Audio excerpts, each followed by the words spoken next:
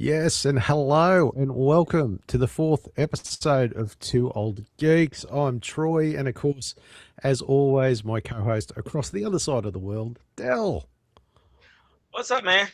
I'm good, mate. I'm good. You're a little tarty today, about 5 minutes. It's a long day. Long I'm still moving around because I'm still kind of clearing out my area here, getting myself set up. It's just been go, go, go. Oh, one of those days, hey? One of those days. Yeah, Oh, it's all good, mate. but I'll drive while you clean. So, um, anyway, so how you been, mate? been good. Busy, obviously.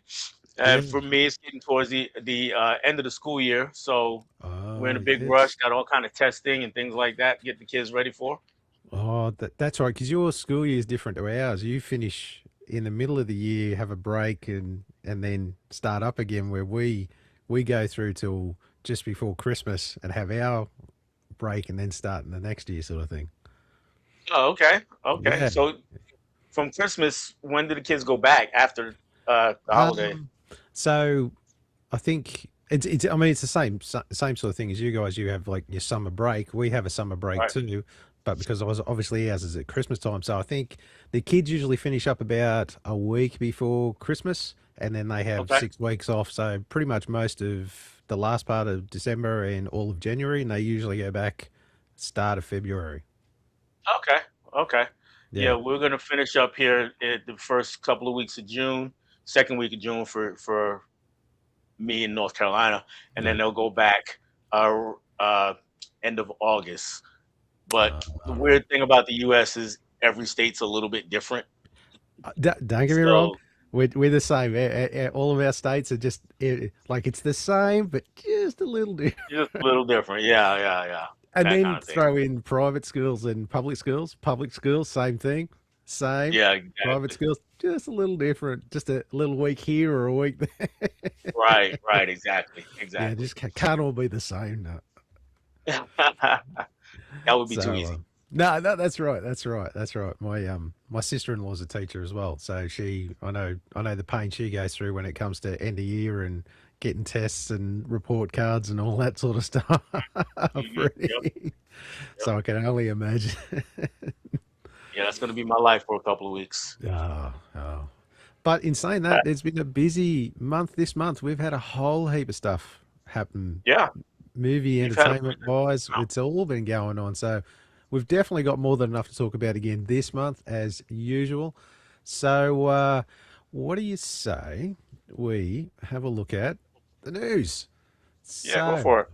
you brought a few things to my attention that I didn't realize. And the first one was Star Wars A New Hope 50th anniversary theatrical release on the 19th of February. That is something to look Yeah, forward to.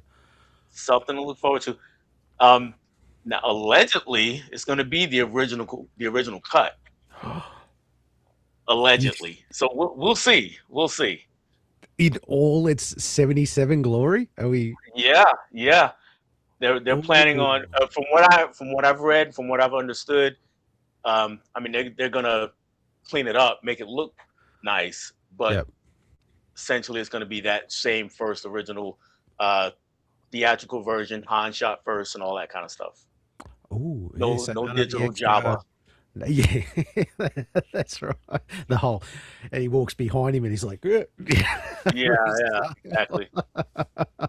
um, yeah, no, I mean, let's face it, we obviously haven't seen that version for a long time. So it'd be good to see it back up on the screen, like it just take you back to your childhood watching that again. Yeah. I've got it on DVD when they released it last time. I want to say around the time that Revenge of the Sith came out. They put Yeah. them on DVD. It was a They had the Revenge of the Sith, and then on one of the special features was they put out the original trilogy, the upgraded versions, and then on as a special feature for each one of those first three movies, they had the original cuts as Oh, special features. So yeah, I I've had got, that. I've been clinging to that. So I hope this new release means that we're gonna get it on physical, but we'll see. Yeah, I know. I know a lot of people, especially people of our generation, all want the OG version, the one that we all remember. Right. Um, I'm just trying to think. I know I've got like a DVD version I got when they first, I think they first hit DVD. I can't remember when it came out, but I've also got the that nice big Blu-ray collection they released when I think it was the nine, all nine of them together. Yeah, The I remember Blu-ray. it. Yeah, Yeah, it was I've got the that big one. wide one like that, right? Yeah, yeah, yeah. Oh, well, mine was like a little compacty sort of. I'd have Okay. to grab it, but yeah, I remember getting that. But no, I think it was the first six. So it was a while ago because yeah, I had to buy the other ones on separate. That's right. It was no, when the first yeah after the prequels come out and they finally decided to do the six movies in a Blu-ray pack. I got that one. But yeah, I can't remember if I've got any original cuts. I know my brother, who's a big Star Wars fan, he had the OG three on VHS. He had the three of them with all the Ooh, original cuts on VHS. Yeah, together. wow. So back in the day. So I don't know if he still got it, but definitely something to hang on to. Yeah, yeah. Yeah, especially the way VHS is nowadays as well. Like it's amazing how much VHS is making a massive comeback as far as a collectible sort of item Yeah, goes. yeah, and it's a lot of younger people doing it. You know, Yeah, they're they're looking for saying, alternatives to streaming. yeah, yeah. Well, I mean, oh God, where can you buy a VHS player if you wanted it? I know people are buying them more for just collectability more than anything, but where would you get a VHS to watch? I don't know about new, but I know around here a lot of secondhand shops have them. You know, Yeah. they're usually for cheap, but I don't know if they've raised the price since they've gotten more popular. But Oh, yeah, I know you have secondhand to, stores you have can to. still get them. God, can you imagine if you were a VHS repairman? You're just like, yep, coming back into Yeah. my own now. Well, I don't know. Those guys might have to take some courses or something. It's been a long time since anybody's had Yeah, I those know. Because even like, fixed. I can think back in the day, like nowadays, if your DVD player or whatever mucks up, you just like out in the garbage. Back in the day, if your VHS player went down, you took it to a repairman to get it fixed. Yeah, It's just yeah. too expensive. That was a lucrative occupation right there. Oh, God. They're two old geeks talking about two old geeky things. A VHS of all things. That's what you'll get here, folks. So yeah, that's definitely something to look forward to. Watching the AG Star Wars. So, Yeah. well, obviously, that leads to my next question: is 2 years after that? Oh, I'm sorry. Oh, hang on. 77 is 80, so three. So does that mean in 3 years we'll get the clean Empire, and then Maybe sooner, because from again from what I've read, it's going to be a year-long celebration by Lucasfilm for a 50th anniversary. So, right. and it may release the others in theaters like throughout the year. So we'll see. Okay. Yeah, I thought maybe they'll do like a 50 for, like, just spend that time on that 50 anniversary for New Hope, and then in a couple of years do the 50 for Empire, and then a couple of years 50 for. But it looks like they're just going to do it in 1 year and release the three. Yeah, it seems like that. But then again, you know how these things go where they're making money. They'll probably do it again when Empire gets his 50th. And then again when Jedi Return of the Jedi has 50th. So, Why not? Why not? Yeah, keep making because money. yeah, that's right. Disney's hard up for cash. So yeah, no, that's definitely something to look forward to. I'm actually keen for that. Right. So that, no, that is good. That is good. Now, next up in the news is something else that you brought my attention to that I actually didn't know this was going on. I obviously was out of the loop or didn't realise. Um, I'm going to have to get to say her name because I struggle with names at the best of times. I know who she is Oh, and I that's know what fine. she's from, but I struggle with her name. Lupita, uh, she, for anybody who's not familiar with the name, she's was in Black Panther, both Black Panther movies. She was the love interest of T'Challa in the Yep. first movie, and in the second movie, I guess the statute of limitations on spoilers passed, but we find out there was Yeah, more to that's their relationship in the second movie. Um, A Quiet Place was it Day One? She was yep. in that. She's been in a lot of things. Yeah, she's been around. She's been in a few things. Yeah, I mean, Yeah, yeah, I only really know her from Black Panther, but yeah, yeah, yeah. She's been around and she's been great in almost everything that I've seen her in. yep, yep. Um, and just because it's relevant to the story, she is a dark skinned black woman, and she was cast to play, to play Helena Troy in Christopher Nolan's Odyssey movie that's coming out. I want to say a few weeks even. Yeah, But it's rolling around quick. Yeah, yeah, yeah. So as is always the case on the internet, the right wing nuts, they're just losing their mind. How could she be? How could she be Helena Troy?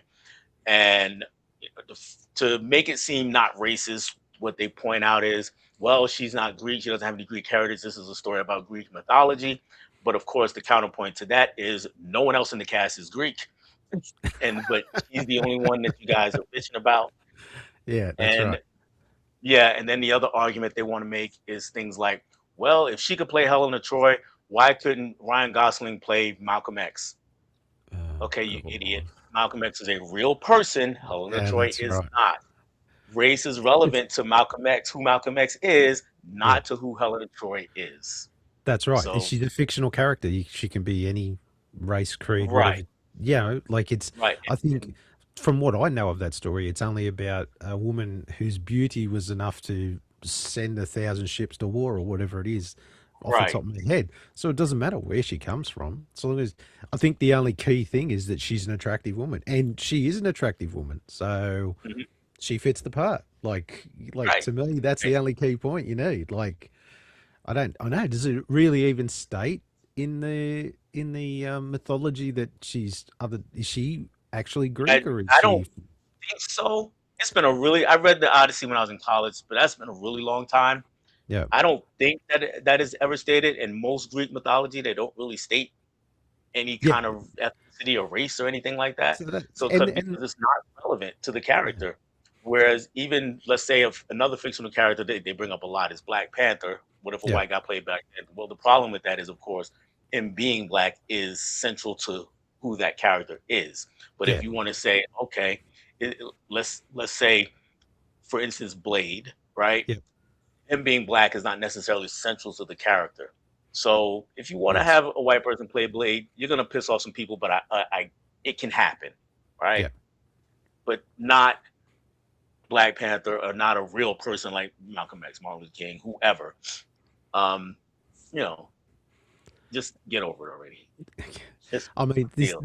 this shit just keeps happening time and time again, though. It's like anytime Yeah, yeah, there's the proverbial gender swap or race swap or like people just get so caught up in that, and it's never necessarily um, like for me. It's more about if that person can play that character. Like all that other stuff doesn't really matter. Like uh, it's just superficial more than anything. Like if you've got someone that can play that character and play that character well, it doesn't really matter who or yeah, what they are, in that sense. So yeah, and but this is just their shtick. Like they've got to get angry about something, rally their base up, wrangle the yeah, what was it clash the swords or whatever it is, just to rattle the swords to just be like, hey, this is wrong. This is wrong to my belief. Like, but it's not. correct. It's just just trying to get publicity. And of course, who is it? Elon Musk is like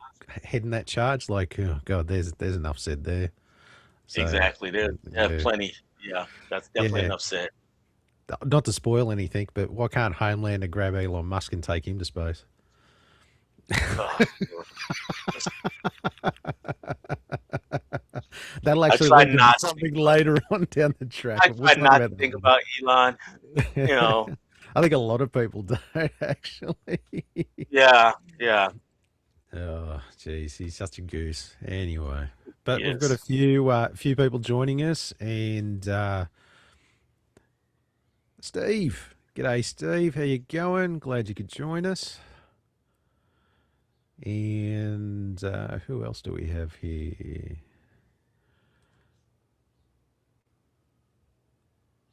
Emmett, g'day, mate. How you going? Glad you can join us as well.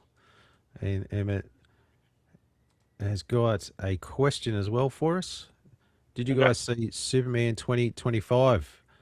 Yes, we did. Yeah, Yes, we did, absolutely. and we talked about it at length. I think a few times now, actually. Come to think of Yeah, it, yeah. Once on this show, and then of course you were on my channel. We had a big roundtable discussion about it. a bit Superman, We and were then talking we about all also the Superman movies. did best of 2025, where you come on my channel, did the Yeah, best of yeah. 2025, and we talked about it at length there. So you can definitely see us talk about it at length and how much we did enjoy it. Funnily enough, all of last week, I've only just picked that up on 4K. Finally, I finally got a copy because my local JB had a special on, and you got like a 2 for 1 sale. So yeah, so I couldn't resist it. I'm like, finally, yeah, 4K Superman in the collection. Thank God. I'm glad. It's one of those ones I've just been sort of, we're just waiting for it to come down in price a bit before I picked it up. But yeah, so yes, we do enjoy it, and yeah, like I said, why don't you check some of our older videos, and like I said, you can see us talk about it at length there.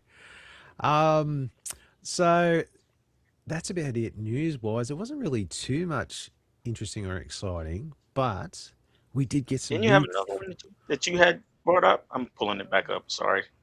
Uh, no, I I didn't. thought that I was didn't. I didn't have okay. anything, and yeah, I was blank. I had nothing. I did a bit of search. I didn't have anything, and then but it was you to the Okay, got rescue. you. You're like, hey, I've got some couple of things. I'm like, sweet, let's talk about those. Okay, I got you. I got you. Yeah, Yeah, I'm looking at it now. but dun, dun, dun, dun, some new trailers. We got Oh, some good new trailers now. I'll just bring that over here, and we'll add this here, and I'll do this, and we'll see if I can switch that there and do that here, and as I move this all around. So, first cab off the rank, we have Spider Noir, the last final trailer before the show comes out. So let's give that a watch and comment one. Which I have to admit, I'm leaning more to black and white now. I'm really I, thinking black and I white. am. I am. I'm gonna have to watch it twice. I think I mentioned this last month when we talked. You're gonna have to watch the color one in secret or something. Yeah, I know the color one's my wife, my daughter. We're all gonna watch the color one together because they want Oh color, right. Oh, and you're then gonna I'll do the have to black and white in secret. yeah turn around and watch black and white. My friend disappeared. You're an investigator. Investigate. And I took a troubled train. They really Are got we the gonna talk aesthetic about there. the fact that her That friend new turned into some army kind of sand aesthetic. monster? They're really paying Seems tribute like to kind of that. like a big deal. Guys in the chat, let me know if you guys can hear it. I can hear it, but it's kind of low. So let me know if you guys in the chat can hear it. All I know is that once it starts, it gets about that? worse fast. Until their sicknesses eat them alive.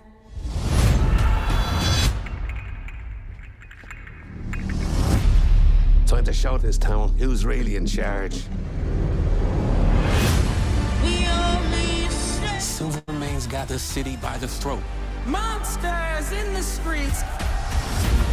Were you really going to sit there and do nothing?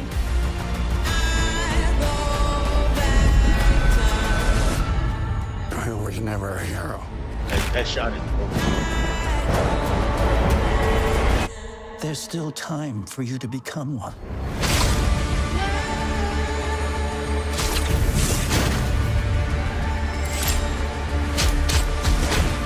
You think I want to fight? Look at me. Wrong.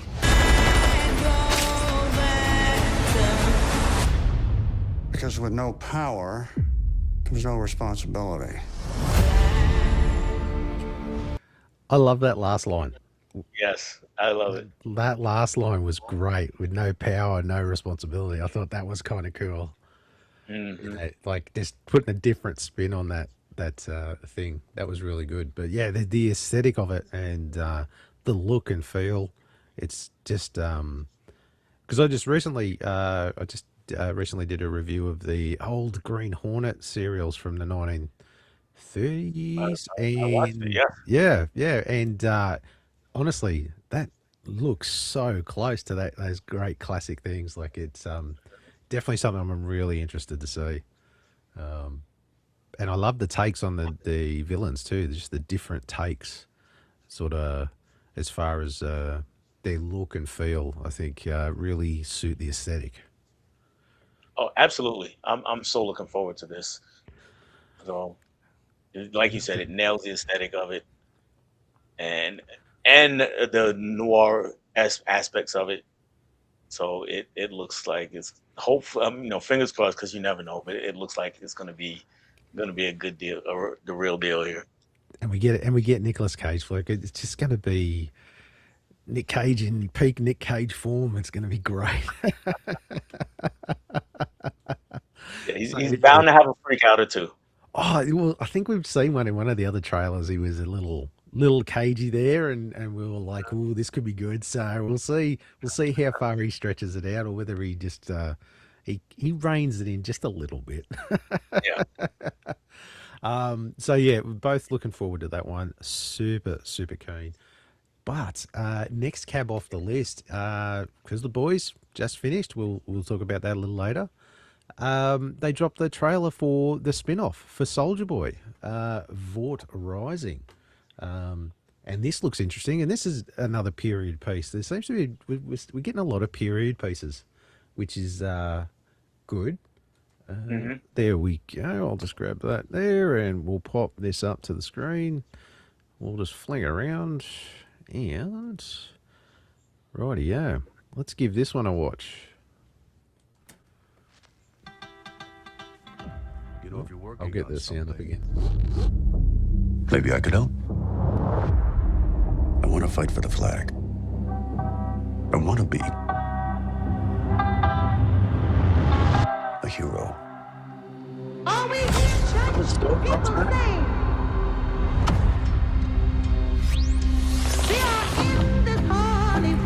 God blessed us with these extraordinary heroes. Strange things happening every day. Every day.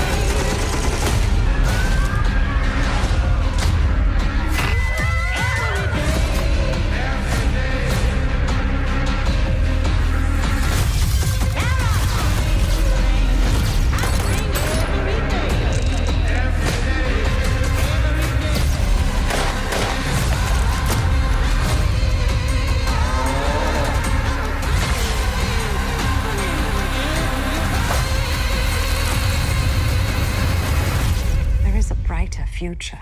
All we need to do is take it.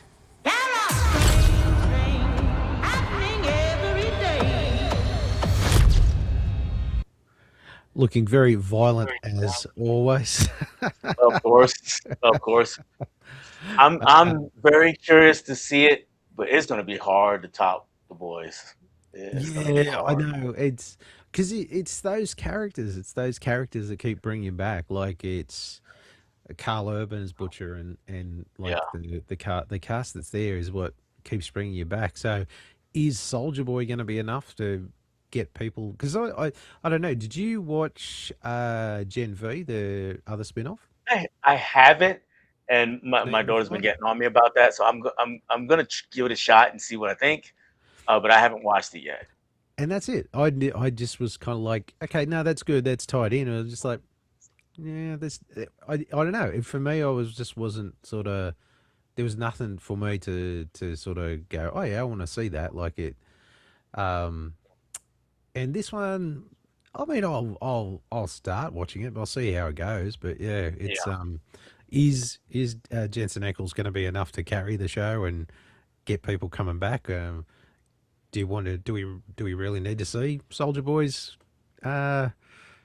OG story, and I suppose how Stormfront's OG story, how she ties into it all, and Yeah. Yeah.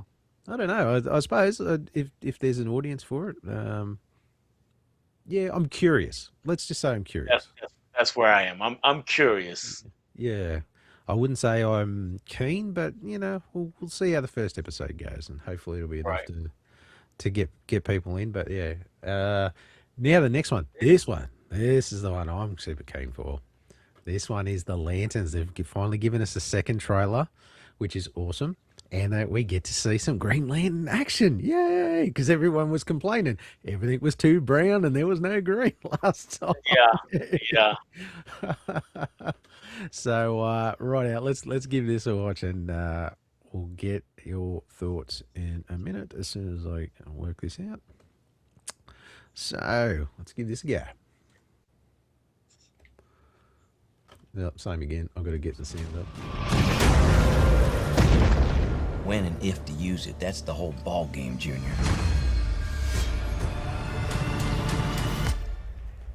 Did you just use that ring to counterfeit money? No. Tell me how you got it. The ring. You know how I got it. I sure as hell didn't interview for it. Oh, well, shit, maybe you should have. Power like that, shouldn't you have to work for it? I've been doing this since you were a baby. And the only way you're gonna get this ring is over my dead fucking body. I think he likes me. Everybody is lying to us. You're not leaving here till we find out what they're hiding. Danger's part of the job. You need to be fearless. How are you chosen for this? It's only one question. Are you afraid? You afraid? Are you afraid? Are you afraid? Are you afraid? Are you afraid?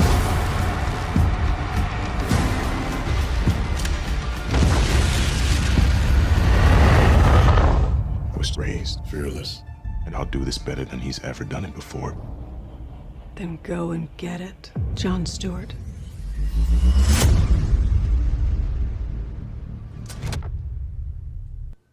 You know what it was giving me?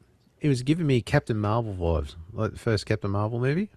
Remember where it was all those getting knocked down, and being like, "No, you can get up and do it." This one's the same thing. It's like, "No, you like." It's like, oh, okay, like we get it, we get it. Yeah. I was just sitting, going. It's going to take us a while to get to actual action in this show. Yes, is what it feels like. It's going to take us a minute to get there, and that's fine if the writing is good. So that's those first couple episodes are going to be key. Yeah, like we talked about Wonder Man when that came out a few months back. There was almost no action through a lot of the episodes, but the writing was so good that it kept us in. Green Lantern's going to have to do that because it's feeling like we're going to go through that, am I worthy, am I not thing for a little bit before we get to some real action. Yeah, it's kind of that. Yeah, you're right, because with Wonder Man, it was that buddy cop sort of scenario with Terry and Wonder Man, where it was kind of like that's what kept you coming back, was that. And right. The lack of action never, like, it didn't worry me. Like, I was really enjoying the story that they were telling.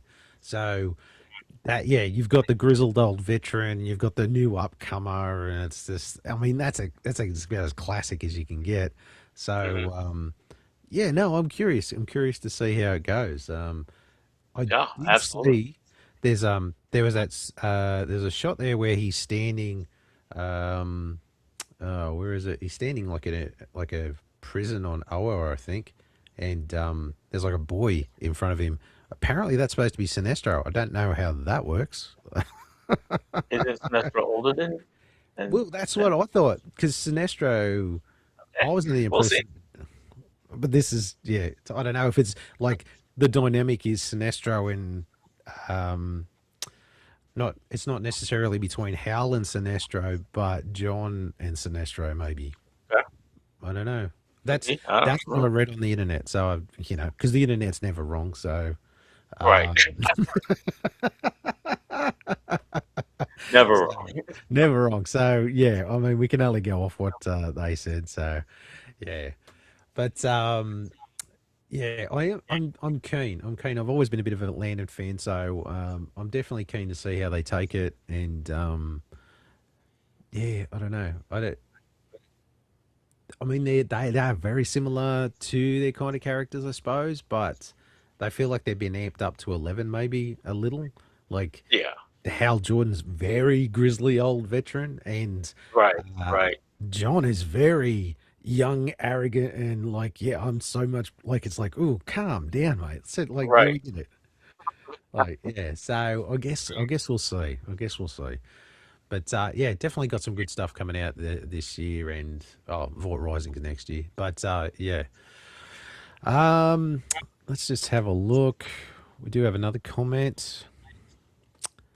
Have you guys seen The Shadow from 1994? God, probably back in 1994 when it came out at the cinema. That was probably the last time I'd seen it. I've seen it more recently, but I mean, it's still been 4 or 5 years since I've watched it. Yeah, that's So, Alec Baldwin, wasn't it? Alec Baldwin was The yeah, Shadow. Alec Baldwin. Yep. Yeah. Actually, I've had a few people sort of hit me up about that one. Like, I've done a few of the pulpy ones, Hmm. pulp character reviews lately, and a few people have hit me up and said, "Oh, mate, probably should finish it off and do The Shadow." And I'm kind of, I think I might contemplate doing that one maybe a little later in the year. Yeah. Um, Isn't the Shadow one of the OG ones, even before a lot of the ones that you talked about? let's see. Geez, I'd have to look that up, but I know Green Hornet and The Shadow are neck and neck, I suppose, when Okay. it comes to those pulp heroes. Yeah. When you kind of, actually, that would probably be a good thing because, yeah, I haven't got Google here at the moment. So, who was first, The Shadow or Green? This is riveting, I know. Hornet. Oh, there you go. You're right. Shadow by 6 years. I The didn't know it was that Shadow. big a difference. Wow. Yeah, Shadow debuted on the 31st of July 1930 as a radio show. And the Green Hornet, I knew the Green Hornet was about 35, 36, but yeah, it's got here January 36 on Detroit radio station. So there you go. So Shadow, OG hero. There you go. Yeah. Oh, yeah. You learn something new every day. So there we have it. Yeah, Shadow. But 6 years, that's a big difference. Oh, it's really Yeah, I didn't realize it was that big a Poppy was all difference. very close together when they started hitting the, especially radio shows, like obviously at that time. But yeah, so next up we have, oh, hello. My wife is saying hi. Hey. Hello, my darling. Dropped in to say good day. Let's have a look. So, and of course, new movies. And there was a couple crackers this month that we've both watched. Have you watched both? I did not watch both. I watched one. Oh no, I thought you'd watch both. Oh, damn. Oh, no, but go for it. Okay, right. So, first off was Mortal Kombat 2. I know you were saying you and the wife were thinking about watching it though. We were thinking about it, and she was like, I don't know if I want to go see that in the theaters this time. And I just never had a chance to go by myself, so I didn't get around to it. I will watch it. You can say whatever because you can't really spoil a Mortal Kombat movie. Well, actually, come to think of it, there wasn't really anything.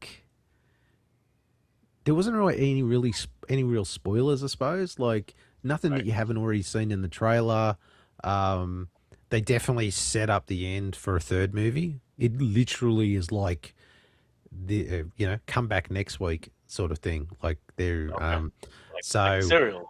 yeah, well, yeah, kind of in that sense is that like the first one was like they spent all their time setting up for the tournament, but they never actually Right. got to the tournament.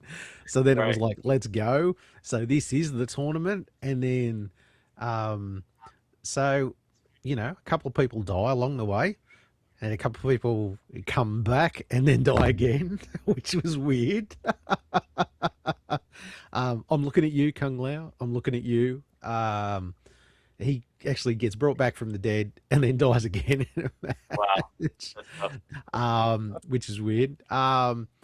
and then it sets it all up that so like the bad guys kind of win in the first one, then you get the good guys win in this one, which, like I said, no real surprise because they've got to continue.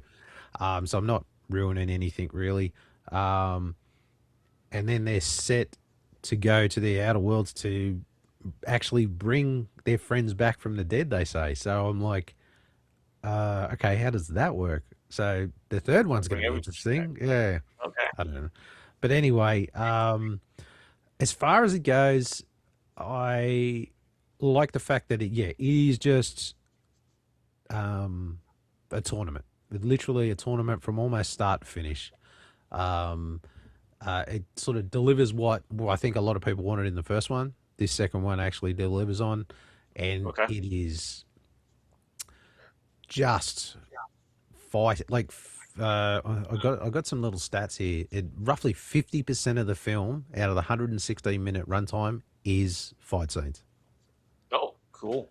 That is like, think about that. Like, that is insane. You get Mortal Kombat. You get Mortal Kombat. Like, everyone is just beating the shit out of everyone else.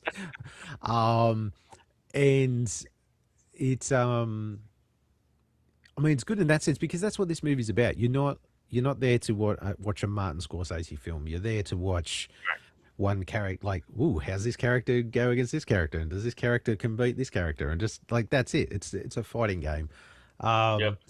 So it is talk that it was a bit the narrative and the story is a bit so, but to me it was very straightforward in that sense. It was just straight in, tournament starts out, and we kind of get two arcs. We get two story arcs. So obviously from the trailer, we kept seeing Johnny Cage is going to have his come back sort of arc, which you do. And Katana, she gets a story arc. She's like the surprise story arc that no one saw coming. Yeah. So it's, I won't mention too much so you can watch the movie, but she gets a story arc, and you kind of like, it's sort of, I think the trailer tricks you into believing that Johnny has the main story arc when it's actually Katana that has the main story arc. He's sort of like the side story arc, shall we say.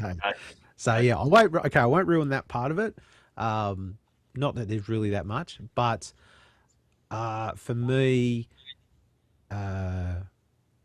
Carl Urban as Johnny Cage is fantastic. He really does a great job. He's quite the scene stealer at times, and as well as Josh Lawson, who comes back as Kano yet again.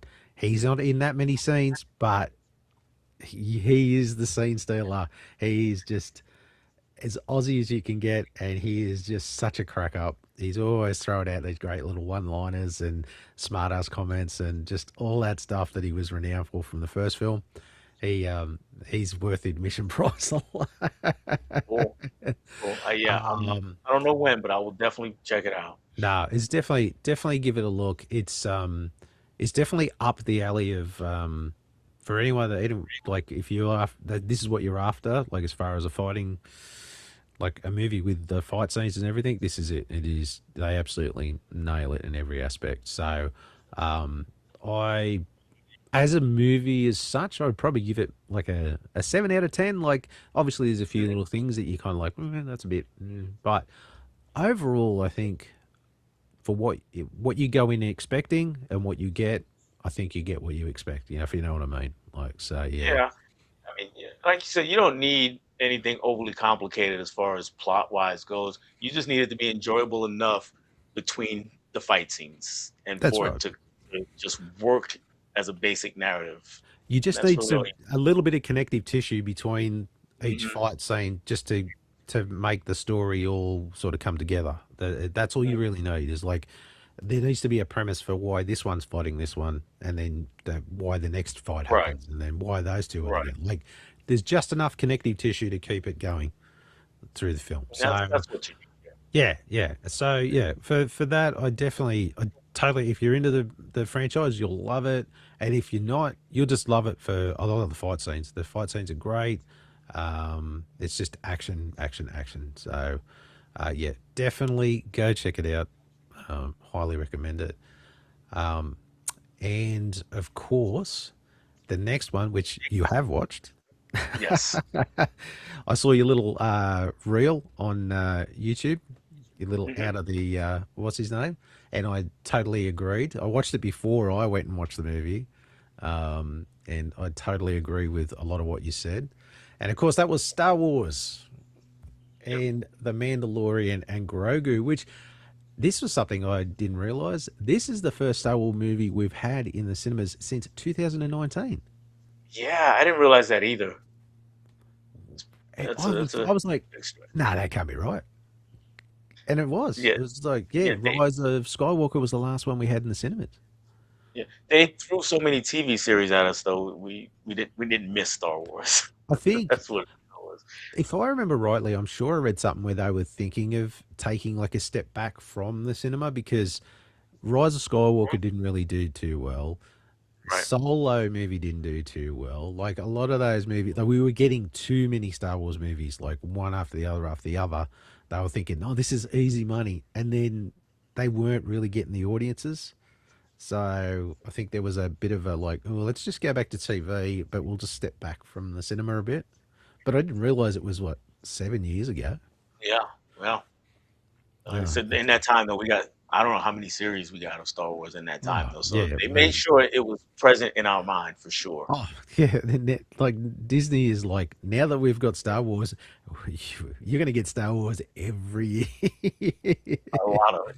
Yeah, that's right. And that, I think a part of the attraction, I suppose, sometimes is that there wasn't that much. Like it was, like when you get too much of it, sometimes you get a bit sick of it. Like space it out a bit. Like give us a Yeah. breather in between stuff. Like then you can build the hype to be like, oh sweet, there's some more stuff coming out, as opposed to being like, here's something next week and the week after that and the week after that. And by the way, Right. here's 20 other things we've got lined up for you straight Yeah. away. Right, right. I mean, and Yeah. people now, younger people now mostly, I mean, we understand, but Return of the Jedi was what, 83? 83. Yeah. And the Phantom Menace was 99 or Yes. 2000, somewhere in there. Yeah, we're not talking So that that, big a break, but just a right. little No, I'm not suggesting that we take that big a break, but the fan base stayed loyal and stayed ready for more Star Wars all that time. That's right. And then we got the prequels, and then there was another gap before we finally got the Disney sequels and all that. And that's just to say you don't need 2, 3, 4 Star Wars series every year. You don't even need a Star Wars movie every year, but you can space it out and give the creative team time to actually create quality products and not Yes. just cram a bunch of it down our throats. Well, actually, that's something I wanted to talk to you about this movie is this movie makes me think of a meme. It's like that meme. It's like, yeah, this meeting could have been an email. Like, you know what I mean? Yeah. Like, Yeah. this is. Look, don't get me wrong. I enjoyed it, but it Mhm. was season 4 of The Mandalorian. That's all it was. Yeah, It wasn't a that's movie. all it was. Yeah. That's all it was. You're like, it's just. I read something where it said it wasn't like um an intergalactic threat where Mhm. it's going to affect the universe. This was a side quest. This was a TV show side That's what it quest. was. It was a side quest because I mean, you didn't even have anybody trying to get after Grogu anymore, which is Yeah, what the show was originally built on.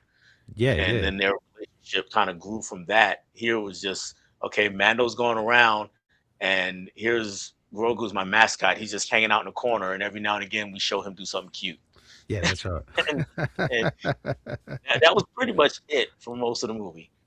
Yeah, and yeah, and that's all it was. It was just like, oh, I'm a independent contractor, and I'm here just to help Yeah. yous, and like that's exactly what the TV show was. Like, there's no God. I think we had bigger guest stars and bigger things in the series. Like we had Luke come back in the second series and whatever.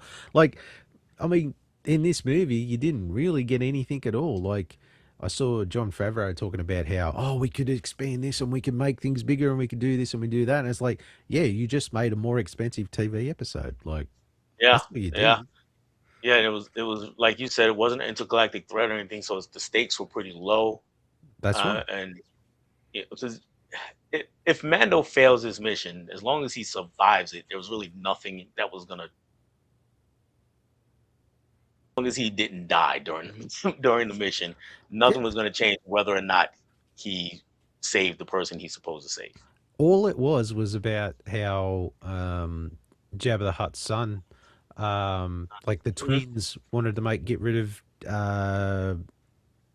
Rhoda, wanted to get rid of Hmm. Rhoda so they didn't have him to worry about, so they can control their crime family, which they were already Right. doing. He didn't want to be a part of it. Like, where was the, where's the, like, it didn't matter. Like, he didn't want to be part of it. There wasn't a threat. They were only doing it just to clear their end of things. It was just like, this is, and they and he got the guy that he was after, like the Imperial guy, Right. like, early on in the piece, and then it was like, oh, this is, I don't know, this was a bit of a, like, Yeah. story wise, it was a letdown. Yeah. And he didn't even get paid for it because he kept turning down money. Yeah, yeah. I mean, he got his old ship back. Like, oh yeah, we just happened to find a collector who happened to have a replica Yeah. Yeah. Yeah. of your old. Right. Okay. Fair enough. Like, right.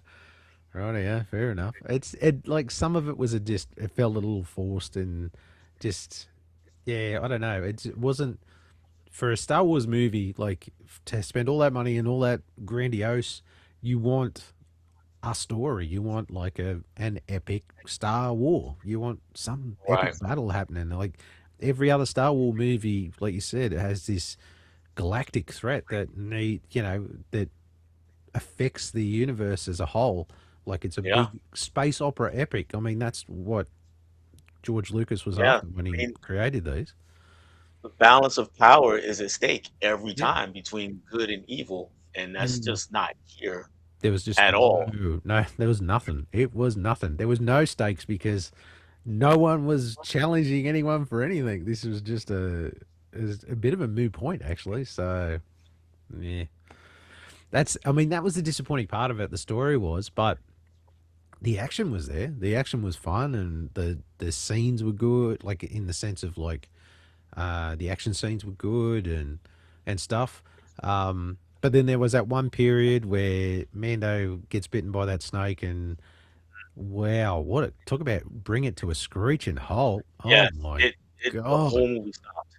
The Yeah, whole movie stopped. it was almost like I said to Lucy, my youngest daughter who come with me. It was like the movie was running, and then it went, Mhm. just a minute, Yes. give me a minute, give me a minute. Yeah. Whoop. And Okay, I'm ready now. yeah, and was just a way to get Grogu to actually do something. Because, like I Yeah, said, he's that's standing right. around off to the side for the whole movie. So we got this one little piece here. It's like 15, 20 minutes of him actually doing things, but it's so slow compared to the rest of the movie. Like you said, it's just it hit the brakes hard right at right at that point, Oh, it just so he did. can do It something. did. So, I was just, I don't know. Like I think I had some hopes for this movie, but yeah, it's not so much the visuals, the look of it, the action. It was the story. The story was just an extended episode, and I think that was the disappointing part of it. So, uh, anyway, it was after a almost step of like your way, they somebody. let us down. Yeah, it's almost like somebody at Disney was like, "Hey, we haven't had a Star Wars movie in a while, so scrap this next season of Mando, or don't scrap it. Whatever you film, let's just put it together, and shove it in the theaters, and see what happens." I think you hit the nail on the head. That is exactly what's happened. They've gone, screw season 4, just just shrink it a little bit, and we'll make it a movie. Hmm. So I think that's what's happened right there. So, Yeah, but yeah, it is unfortunately that was a little disappointing. I'd say I did have some hopes, but yeah, it just was not there, unfortunately. Oh, and hello, KB joins us. Hello, KB. How are you? Good to see you here. My guy, what's going on, KB? And Steve says hello to KB. There we go. So yeah, so from that disappointment to something that was actually good, and and we get to what we've been watching, and of course we're talking about TV shows, and how could we not talk about Daredevil season 2? Oh Ooh. my God, how good was that? Oh, that was amazing. That Oh was amazing. And I mean, it's set up where we could definitely have a season 3, and I wasn't sure we were going to be able to do that, but it yes, is set up, and it's set up in a good place where they can continue the story. And yeah, they nailed it again. Uh, I at least in my opinion, they nailed it again. I Bullseye, unsung hero, maybe of the yeah, season. exactly. I'm full on board. Bullseye spin-off series, please. I want Yeah, to see that him in he was great. action. Yes, Bullseye spin-off series. If you Marvel, if you're watching, I'm sure you are. Yes, spin-off series. Kevin Feige, I know you're out there watching us. Yeah, Right. spin-off series. He's one of our few viewers. I'm sure he is. Yeah, definitely. Bullseye spin-off series. Yeah, that was really good. I mean, every episode it just built on the last one in a great way and in an organic way. Yep. And you're wondering we're gonna get resolve this between Kingpin and Daredevil, and technically they do, but they really don't. Well, I want to get your thoughts on the end. Like, I don't know. I like how it went, and I like the fact that they both kind of come to the realization that neither one of them can get what they want without the other one actually having to concede. Like, there's this that real moment where they're standing there in front of the mob and they're trying to work out like this will just keep going forever. I'm like the rock and a hard place. Like someone's gonna have to move. Like it's gonna. We've both got to either concede or we're just going to be fighting till the end of time. But when it finished and Kingpin's on an island, well, like, spoilers, sorry for anyone who has. I just thought of that. Yeah, if you haven't watched it, shame on you. But yeah, yeah, spoiler alert. So yeah, Kingpin ends up on an island, but then Daredevil gets arrested. Like, how's that fair? Why is a Kingpin behind bars? Like, how did he get to just walk away to? I mean, there was some murders committed in broad daylight in front of thousands of people. Exactly. Like, and he just walks off to like Epstein Island just to disappear. Like, Yeah. That's the way. From a storytelling point, though, I get why they did it again. It's basically so we can have something for season 3, and Yes. and also the shock value of him being out, Daredevil being in. Yes. Like, don't get me wrong. I'm with you that like the story element of it makes sense in the sense of like, okay, now he has to fight to get back out to be who he is because he's revealed who he is. And Kingpin's on this island does well. Obviously, he's going to get bored and wants to come back to the place he loves. So something will pull him back in, and we'll go. I get it. I get it why they set it up the way they did. But yeah, it just part of me in just that simplistic sort of way was like, oh, that's not fair. Like, how does he get arrested and he just gets to go off and holiday on an island? And yet he did a hell of a lot worse than what He did a whole lot worse. But on the other end of that, when you talking about Matt Murdock, though, he pretty much was sacrificing himself. He knew that was to happen. Yeah. He knew where this was going. Like, and it was like, I suppose it was funny, like at that scene where they're at the restaurant and he's just like, well, I thought we were going to have more time. Like he knew where this was going to lead to and what was going to happen at the end. But yeah, from a story point, like I totally get it. Yeah, they were like, I understand why they did what they did, but yeah, to anyone else, you'd be kind of like, oh, that's not fair. Like he just gets off the hook, just walks away. Scot free, and poor old Daredevil, the guy who saved the city. No, we're gonna lock him up. He's the real danger. Yeah. My favorite was really the courtroom scene where Matt is where he is questioning Kingpin on the stand, and they're having a kind of a chess battle. You know, who's gonna blink first? You know, because they both Yes. know who the other person is. And they kind of push it like yeah, and Kingpin's Yeah, like, do you really want to do this? Do you you really want want to to do do this? this? You want to do And, this? And he's but then like, he's yeah, kind of like, you want to do this? no, and he's just like, and it's weird. It's funny how Kingpin's kind of. It's funny, like it's like you said, a chess game or a card game where like Kingpin's got this card that he's like, don't push me or I'll play this card and I'll expose you. But he's like, I'm going to take that power away from you and I'm going to expose myself. So now you lose your ace in your deck. What else have you got now? Like now that I've put that out, all bets are off now, buddy. This is where it's Yeah, all going. yeah. And I wasn't sure how he was going to prove it because everybody's like, yeah, right, you're Daredevil. And then he proves it Exactly. by throwing the staff. Oh, that was so awesome. Yeah, I was just about to say the same thing. I thought that was so cool. It's like, yeah, everyone's like, oh yeah, the blind guy's Daredevil. Yeah, Right. okay, yeah. How's he gonna prove it? And then does the whole ricochet off the man. Yep. And then All the way just like, catch. and everyone's just like, shit. No, that was awesome. Honestly, they absolutely killed it again. That's 2 great seasons in a row. Yeah. The fight scenes were brutal. We got Kristen Ritter back as Jessica Jones, and we even got a little bit of Luke Cage there at the end, if I wasn't mistaken. Okay. He Yeah. popped his head back in at the end. Now we just need Danny to pop his head back up and Defenders. I'm totally not against them recasting Danny, but that's a whole nother issue. Yeah, we'll leave that for later. But yeah, as far as the others go, they're pretty spot on. But yeah, Oh yeah, they're good. actually, I didn't watch Iron Fist. Did you watch Iron Fist when it came out? I've got it on I DVD, but I did. never got around to watching it. Yeah. I did, and I did a lot of eye rolling. He just didn't fit the character, and he definitely didn't have the fighting skills for the Yeah. character. He's supposed to be like one of the greatest martial artists on earth. Not this guy. Oh, Yeah. He's like, I am the greatest martial artist. Yeah, pretty much. Yeah, no, I don't know.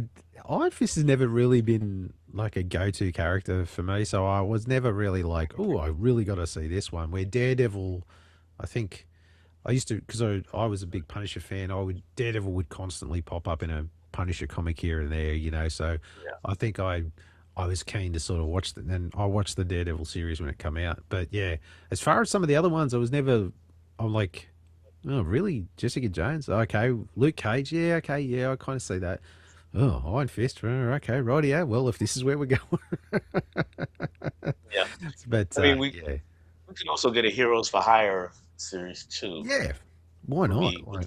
Which would be cool. That's really more how I experienced Luke Cage and Iron Fist back in the day. It was just, them as a team. Yeah, the old Heroes for Hire. God, when was that? Was that late 70s, early 80s Heroes for Hire? I want to say it started late 70s, but I was reading it in the 80s. Yeah. And actually, it wasn't even called Heroes for Hire. It was called Power Man and Iron Fist. That's right. It was too. Yeah. Yeah. It was just the team up name. Yeah. But they were the Heroes for Hire. That's right. Yeah. Right. Yeah. Right. God, I haven't seen an issue of that in God knows how long. God. A long time. Yeah, that's going back. Okay. The final season of The Boys. Now, I have been a little on the back burner on this, and I've only watched. I've finally caught up all on season 4. I've been madly watching as every 5 spare minutes I've had. I've been trying to catch up. I've watched the first 2 episodes of the final season. I haven't watched the rest, but thanks to the glorious internet, I know everything that's happened. Okay. Because you can't not hide. Like as soon as it's over, everyone just vomits every little cutscene or So I got a gist of what's going on, of what happens. I'll let you take the reins on this one, mate, because you've actually watched it. Yeah, so uh, they continue leaning heavily on the um, the Seven and Homelander, especially as the right wing, right wing politics. They lean heavily into that, and the references are more direct to that. But at the same time, we get uh, we get some interesting developments in the relationships between characters, especially Kamiko. And just her as a character actually really evolves during this season. So I was very happy to see that. That How about hearing her voice? Is it off-putting? I was like, not off-putting in the such of like it's terrible, but in the sense of like, oh, hearing her speak is just really, we it's weird.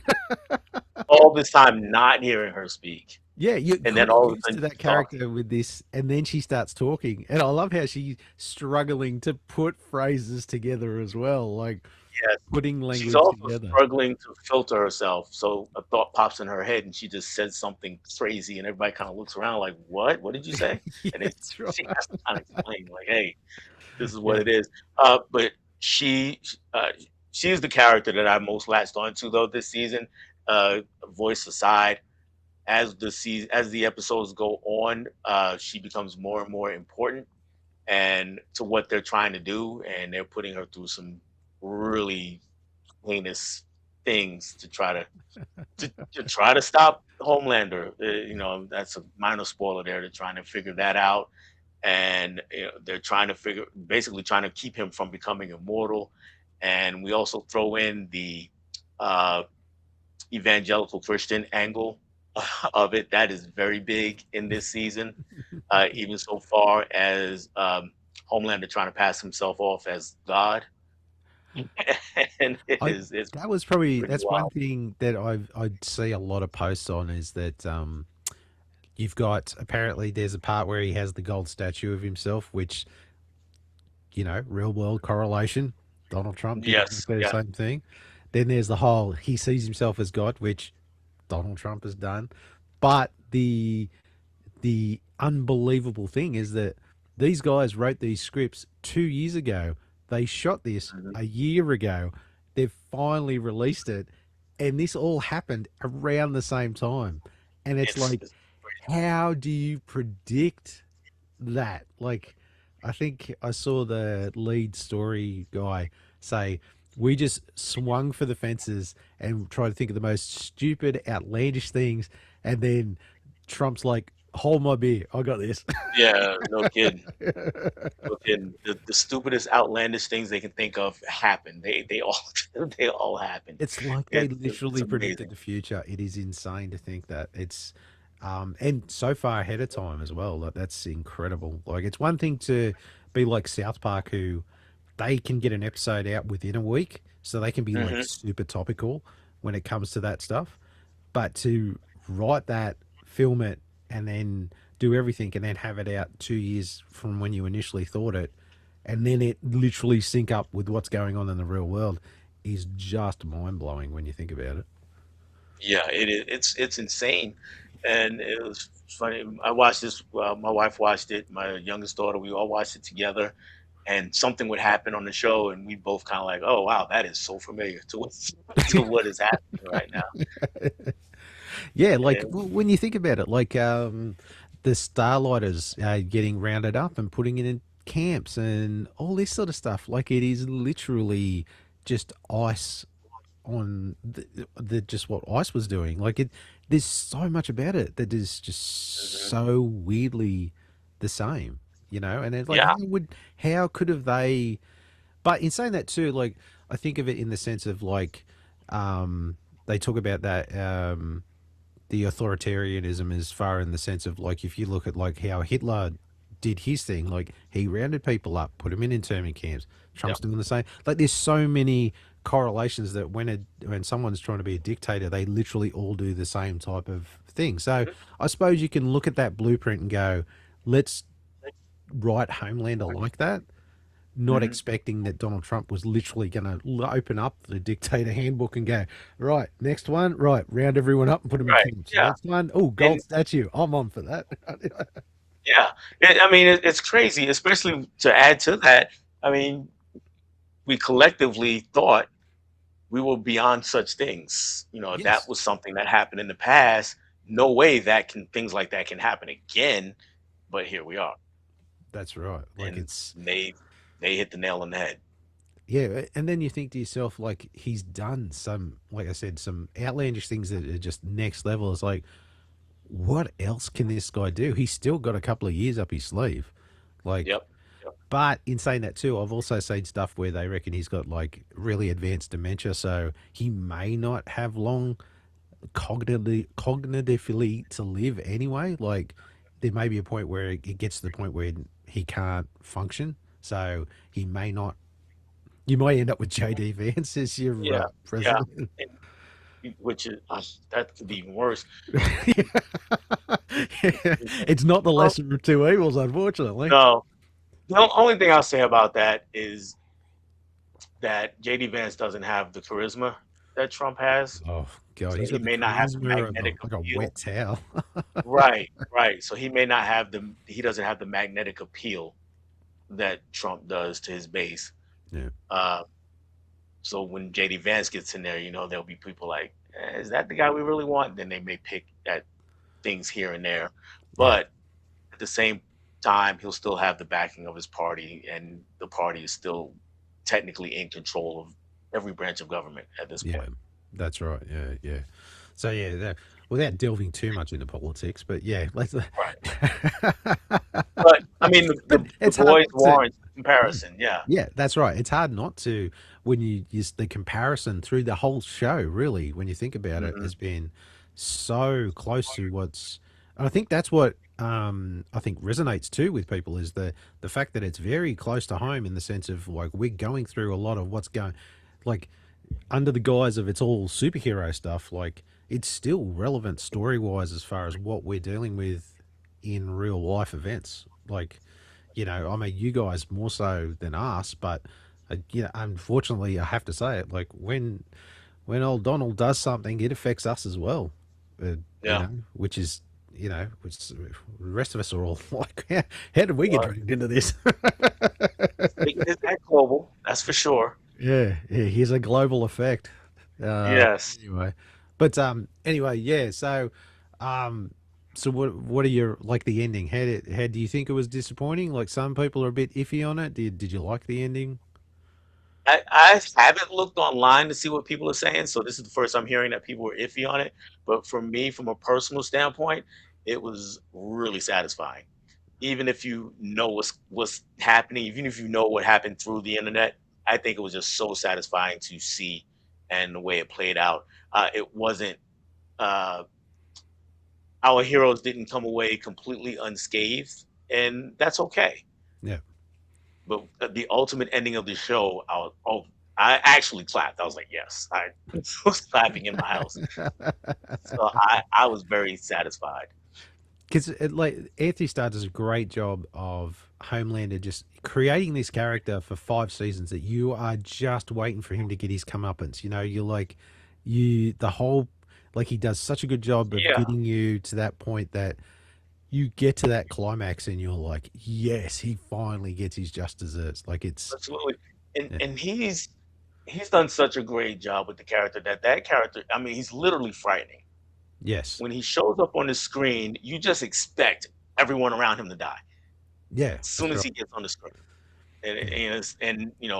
It's not frightening in like a horror movie kind of way. It's like he pops up on the screen, it's like, oh, somebody's about to get it.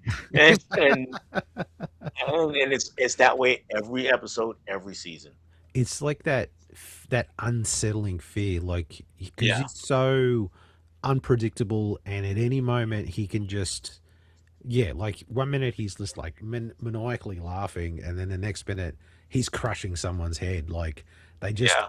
Yeah. he just And flips a switch, and it's that and type of you don't know where he's coming from or what he's going to do. That level of fear is probably even more scary than say someone standing in front of you with a knife. Like This is a whole nother level. A whole nother level. And the flip side of that is if he's in a scene and people don't die, you literally feel relieved. Yes, you do. Yeah, you're just like, Yeah. oh, they get to live for another.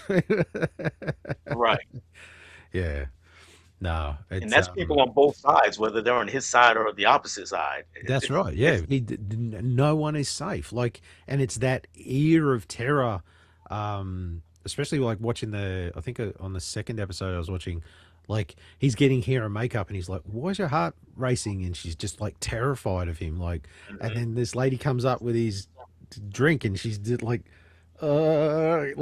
everyone is just absolutely just. He has that level of terror about him that he's so unhinged, and so you just don't know what he's going to do next, because he's not going to just rouse on you. You're going to be 6 feet under, guaranteed. Yeah. So yeah, it's and he plays that so well. Like he does. He like from a psychological standpoint, as how he plays that character, that's going through, like, just the wheels are coming off, and everything he was working towards is just sort of spinning out of control. Yeah, Anthony Starr should get, like, I really think he should get an award for it. He just really, he absolutely kills that role. I do too. Yeah. Yeah. I mean, he's just unhinged. And the more dangerous thing you mentioned, the wheels are coming off for him, all around him, but he still knows that he's more powerful than anyone else. Yes. He's just And he's got that card in his back lives pocket in all that. the time. Yeah. Yeah. So he lives in that and definitely throws his weight around. That's right. He's one scary individual, that's for sure. Yeah. But yeah, I know they did. I know a little bit about the comics, and I know they changed it a little bit, because I believe the big spin, like, if you don't know, but the big spin in the comic books was that Black Noir was actually a clone of Homelander. The whole time, yeah, and he reveals himself in that last part and helps Butcher kill Homelander. Oh. I think, if I remember that rightly. I know he has a part in it, Hmm. because I know that they didn't go that way in the TV show. But yeah, I think, yeah, the whole time that Black Noir character turns out to be a clone of, like, the backup Homelander if the first Homelander didn't work out. Wow. I don't know if I like that. Yeah. Because thinking about it from the point of the TV series, from that viewpoint, if he's revealed to be that at the very end, I'm probably more disappointed, because I'm like, you could have done something the whole time. Yeah. You could have done something at any point. And it kind of, and I think it takes it away, because you're really behind Butcher wanting to get that revenge, that justice for his wife, and for himself, in that sense of, like, taking it away and having someone else get that is kind of. But I believe without getting too much into the gory detail, I think he gets him and pops the top off with the crowbar. That's in the comic. I believe that's in the comic. That's panel for panel in the comic. So that does happen. But yeah, I know the Black Noir thing is a different spin. But I actually like the Black Noir story that they've got in this with the new guy, and he's trying to do his thing, and I didn't mind that. The funniest scenes in this final season were really between Black Noir and the Deep. Yes. When the two of them were together. And bro. Yeah. Bro. Or when they, the episode I just started watching was or I watched part of the third episode, and they're doing a podcast. A guy who doesn't talk is the co-host on a podcast. And the Deep is just rattling off, and then he hits that button. He's like, "Preach!" Yeah,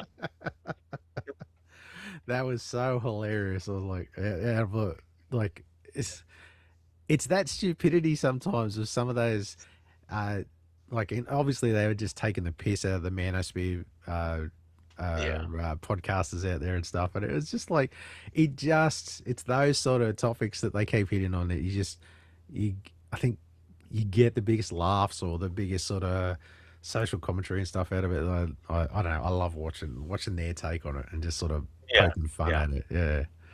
Yeah. No, it's definitely good. I can't wait to watch it, even though I know most of what happens. But I'm still going to power through and watch the rest of it because it's like you said, it's satisfying to finally see Butcher get his justice. So yeah, definitely give that a watch.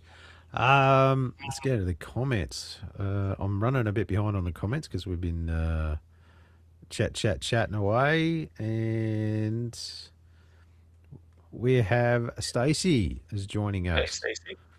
How you going?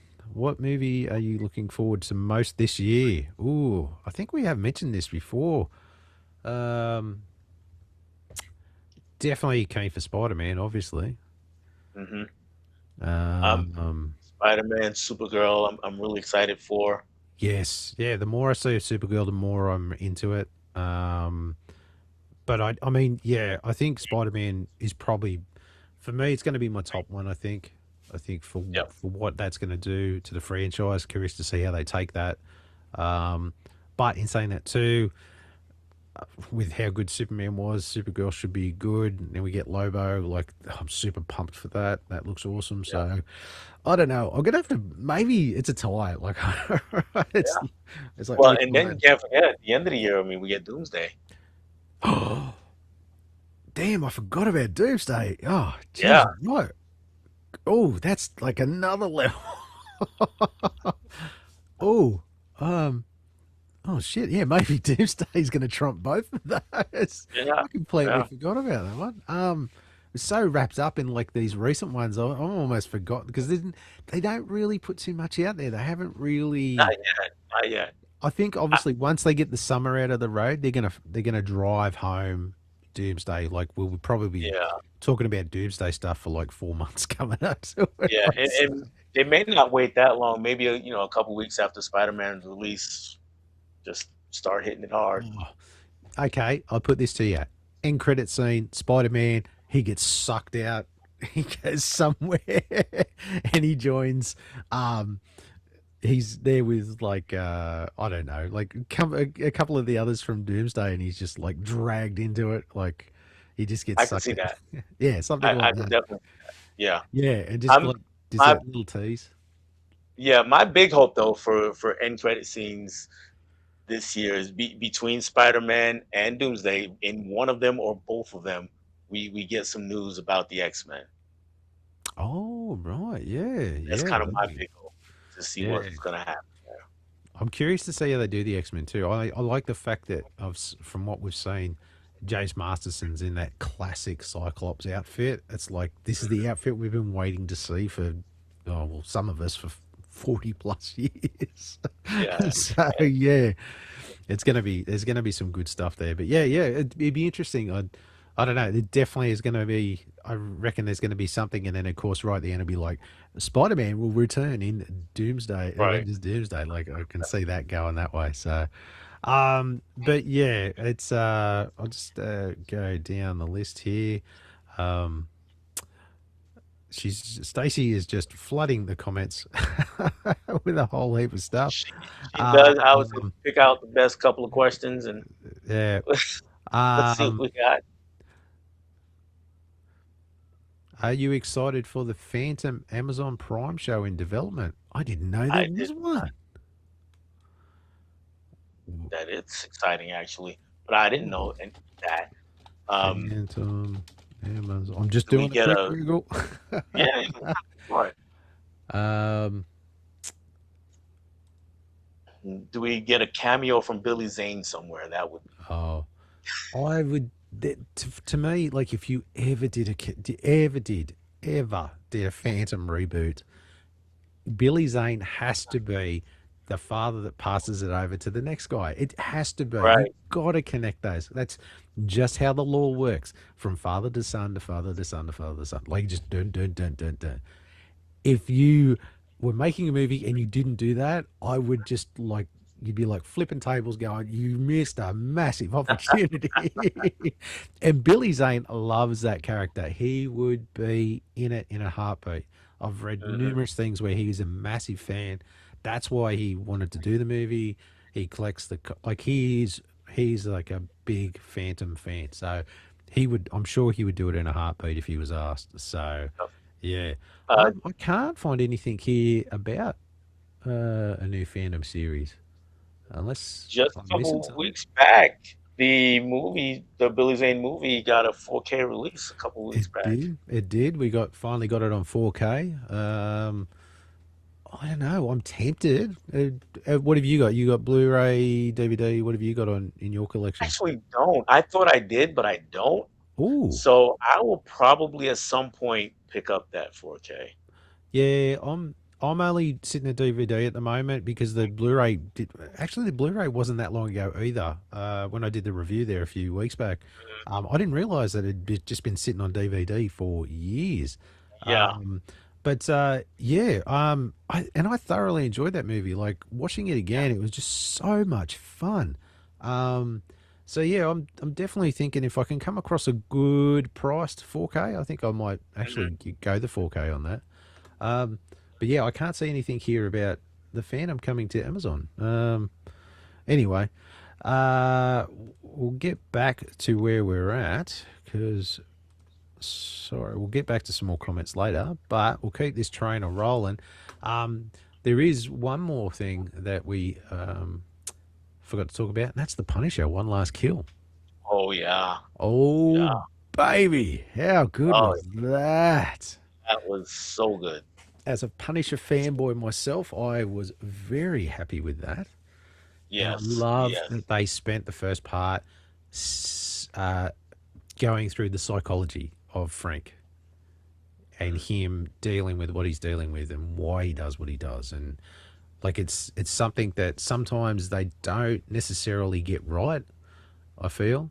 Like he's just some disgruntled guy, so he just goes around killing people. Like Frank Castle is, he's unhinged. He's Yes. gone through a lot of traumatic stuff, and to see that aspect where he's having all these conversations with these sort of like hallucinations of people in his life and them criticizing him and calling him out, like it really shows what's going on in this guy's head. And it's not just he's just some like just I'd say like vigilante from Peacemaker. Like he's not like that. He's like a different like there's a real story behind it all. Yeah, he's like I said, we deal with a lot with the psychology during the first part of the movie, and John Bernthal is so good at it. He's just amazing. And then when we get the action, he's still amazing, and it's so bloody and gory. Also, on top of that, I will say this because I know a lot of people have been. There's another thing online that people have been complaining about, and on YouTube, I've seen a lot of videos where people are complaining about a couple of the CGI shots, especially one where he's like falling off the building Falling into backwards. things. Yeah. Yeah, and I'll say this. Yeah, that's a pretty bad shot, but do not let that ruin the rest of the movie. Do not. Like, It is it's pretty spectacular. I think if I hadn't seen that, I wouldn't have been looking for it, and I wouldn't have maybe noticed. I mean, Correct. it does look a little iffy, but it doesn't detract from the whole 45 minutes. And the fact that everyone's focusing on this and banging on about it, and it's just like, let it go. If they made a mistake, so what? The other 40 seconds worth of it is really good. Don't let that 20 seconds be the thing that you're like, well, this is shit. It's like, no, it isn't. The rest of it's really good. It's an oversight. It's this. It's whatever. Just let it go. It doesn't really detract. And if you're not looking for it, you wouldn't notice it. So Probably would notice it. Yeah. no, and that's 'Cause right. And I watched it and didn't really notice it. Other than maybe, okay, that might have been a little iffy, but it didn't take me out the movie. I was still right there with the character and firmly on his side, even with all the problems that he had. you know, and all the iffy decisions that he made. But I'm still right there with the character. And like I said, once we get the payoff at the end, it was just it was crazy.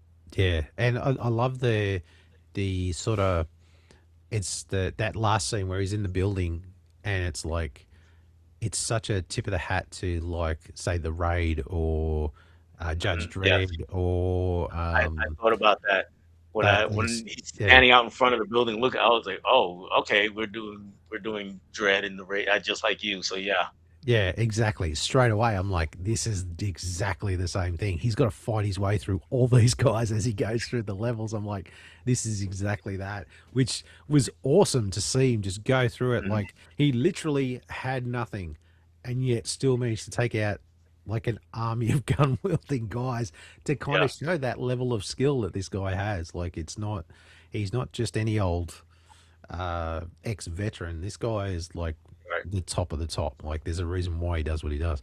Um, but yeah, to watch that, it just sort of it was great setup. And that great payoff at the end. And like you said, that last scene, he's got the skull on, and he takes that guy out that took old mate's hat and killed his dog, and you kind of like, right, Frank's back, he's on, Yep. and it does a good job also of reigniting that character to get him back on track. As far as like, because at the start of it, he looked like he was about to call it quits, and that was it, no more Frank. Yeah. So this Yeah. did a good job of reigniting that character to give him more purpose, to sort of get him back on track and keep him in the MCU and keep going. So for Spider-Man, funnily enough, Yeah. um, And it's a good way to uh, add to the relationship between him and Spider-Man because we see how violent and unhinged he is. So now, you know, I don't like, you know, setting up a movie with a TV show in general, but now we know that he is still that character. So when he and Spider-Man come together and there's the inevitable butt of heads, we have a clearer understanding why. yes, and I mean that's been a classic team up for decades now. Is like Punisher has appeared numerous times in Spider-Man and vice versa. They're always crossing paths. Um, and to see that on film for myself as a fan, that's awesome. I think that's something I've been looking forward to for years. Um, but then there's also how do you meld an R-rated character into a PG movie? How's that going to come across? That's an interesting question. I thought about that too. And you know, in the case of this, the movie, I mean, what you're really just gonna do is if he does kill anybody, it's just not gonna be a bloody, gory, Just like off it is on the screen. film, right? Off screen, or you know, somebody if you shoot somebody, they kind of fall, and there may be a little spurt of blood or no blood at all, that kind of thing. I think, but then I suppose that goes back to what your point saying is that butting of heads as far as one guy's like, no, we shouldn't, violence is not the answer, where the other guy's like, violence is the only answer. Like, Yeah, I the only thing. suppose that brings that together, I suppose. So Yeah, I yeah, really can't, I really can't wait to see that dynamic. Like, just like in the comic books, like it's the same thing. Like Frank's always ready to lay these guys out, but Spidey's like, hey, ooh, let's not right, do that. Like, this is not what we are. We're supposed to be the good guys. right, right. Yeah, we're supposed to be the good guys. We're not supposed to be out here just killing everybody all willy nilly. Yeah, And Punisher's like, take them all out. I don't yeah, care. yeah, that's right. And it's just like they all need to go. But yeah, no, I have to admit, I was always a bit like, as a fan, I was not worried about John Berthel taking the role, but I was curious as to how he was going to play it, and I think he's done a fantastic job. He's Yes. really um, gets the character, gets what's behind this character, what this character's about. I think he even co-wrote this, if I'm not mistaken. He may have. And Um, I'm just looking up some notes I had here. Yeah. One Last Kill is the very first project co-written by John Bernthal. The deep personal connection to Frank is on full display. Um, yeah, about like in the notes I've got here, Apocalypse Now style of character study featuring haunting, grief-fueled hallucinations of his deceased family. And stated his goal was to transition Frank from a man spiraling on a path of pure, empty vengeance into a vigilante who finally finds a renewed sense of purpose, which is exactly what the show is. Yeah, When you yeah, think about it. it is. I agree with that. That was spot on. Yeah. Yeah, Yeah, he and absolutely nails it. And he also nails it as far as what the character's actually about. yeah, and he has the right edge for the character. Also, Oh, that, yes. that grit, that edginess. That I mean, Thomas Jane is a fine actor, but he didn't have what Bernthal has. Yeah, I get into these debates on like who was the better Punisher and all this sort of stuff. For me, it was always Ray Stevens. He was literally cut out of a Kristen, yeah, Gareth he was Ennis amazing. comic book. Like literally, Well, like he looked like the character. oh One yeah, he was percent. literally the spitting image. Like I remember all those good. I collected all those good Gareth Ennis runs of Punisher. And he's literally like he walks straight off the page. I know some people give Warzone a hard time because it seems a little comical, I suppose, with its cartoony violence, I suppose, like a little over the Yeah, top. But then, if you've ever read the comic, trust me, there's not that far off. Like, it was the closest I ever think that character got, and I was a bit like you.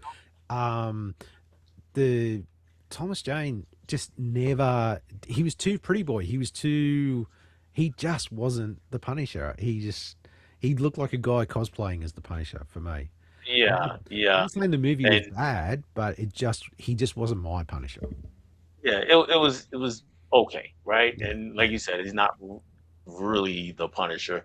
Warzone is my favorite Punisher movie so Yeah, far. So same. until Bernthal gives us one, Yeah.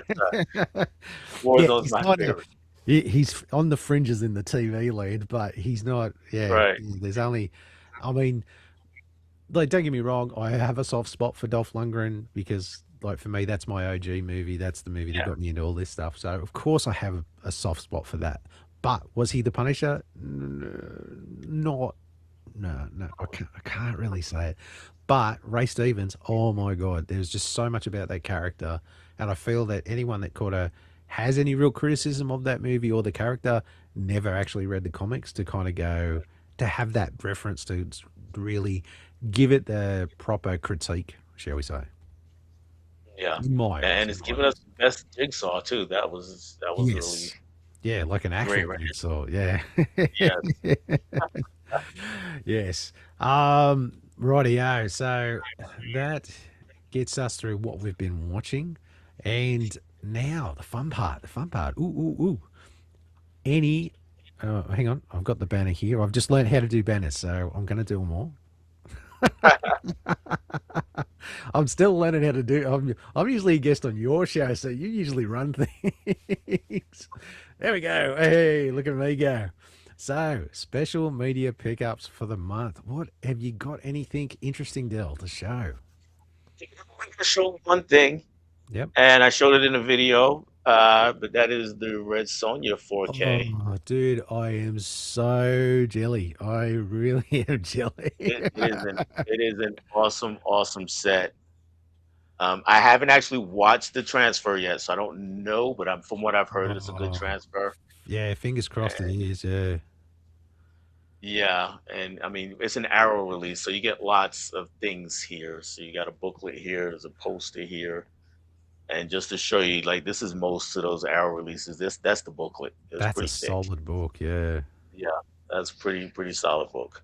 So yeah, that's the only thing that I'm showing. That is the big thing that I picked up this month. Oh, but it's such, like, honestly, when I saw that video and you showed that off, I was just like, God damn, I gotta get that. And I was stuck on DVD for Red Sonja for years, so I So was happy to grab it. I'm still am. I'm still got my DVD from. But in saying that, I bought that when I first started collecting DVDs, so I've had that for many decades.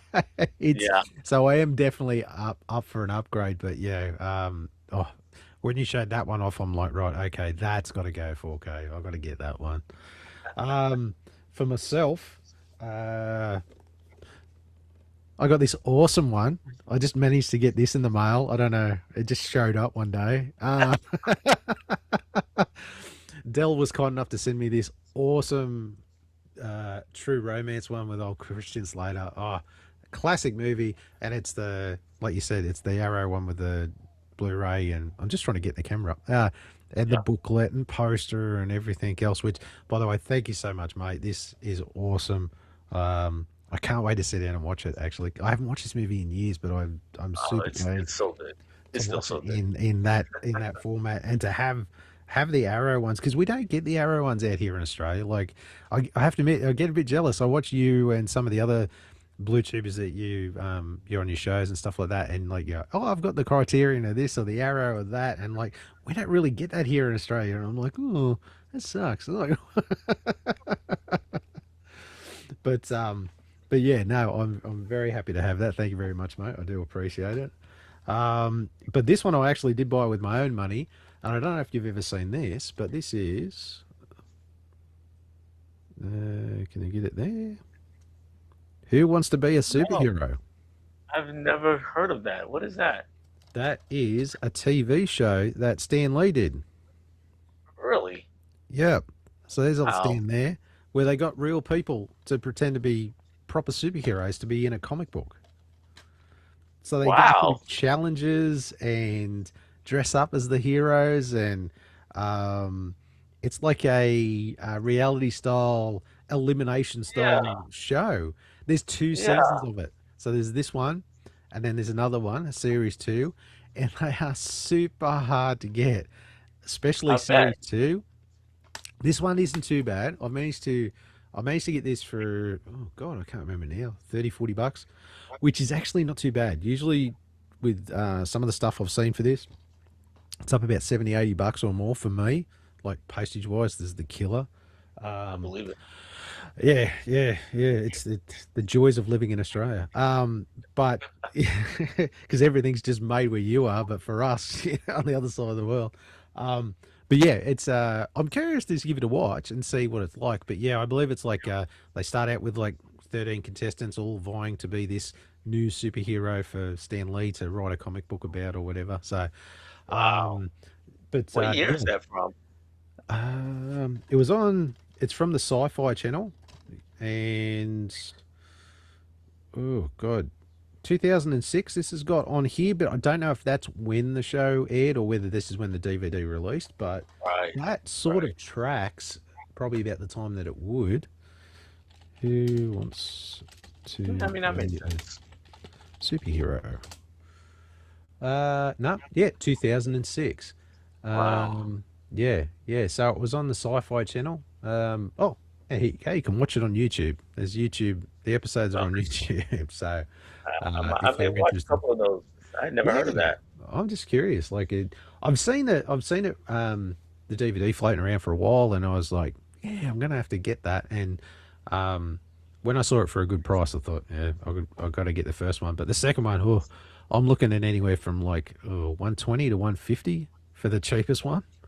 Yeah. Oh, yeah. It's there was one actually I saw about 12 months ago, and it had the cast signed the inside of the sleeve. So someone went to like that was two to 300, I think. So whoever the people were, the cast, as I get it there. So whoever these people were, I think on the inside, or in the inside sleeve, there was like all these signatures. They'd obviously had like some sort of like media release or something like that, and they had the people there. So someone's gone around and got all the signatures, and I'm like, oh yeah, that's a good collector's piece. Even though like I've never heard of it before, still like for my collection, I'd be like, oh, that'd be a good one to have with signatures. Yeah, no doubt. Yeah, so I was happy to get that one. Rightio. So time for a bit of fun. Let's this or that. We've got a little bit of this or that. So what's your this or that this month, mate? What have you got? And so I went with fictional weapons. Fictional weapons. Right, yeah, okay, let's go. So let's see where you land here. First one, a lightsaber or sword of destiny Ooh, Sword of Destiny. from I may have misnamed it, from Thundercats. Oh, the Sword of Omens. Sword of Omens. Sorry, why did I say Sword of Destiny? Sword I of don't know. Omens. That threw me. I'm thinking, is this like a Zelda thing or something? I don't know. Uh, Yeah, Sword of Omens. Oh, jeez. Oh, I'd probably go Sword of Omens actually, just so I can go thunder, thunder, thunder. Um, yeah, I don't know. I like the look of the Sword of Omens. It's cool. Like, don't get me it is. wrong. I'd love a good lightsaber, but yeah, I can't knock back the Thundercats. Yeah, yeah. Go Sword of Omens. What Uh, about you? oh, I'm. I've been waiting for my whole life for a lightsaber, so I might go that way.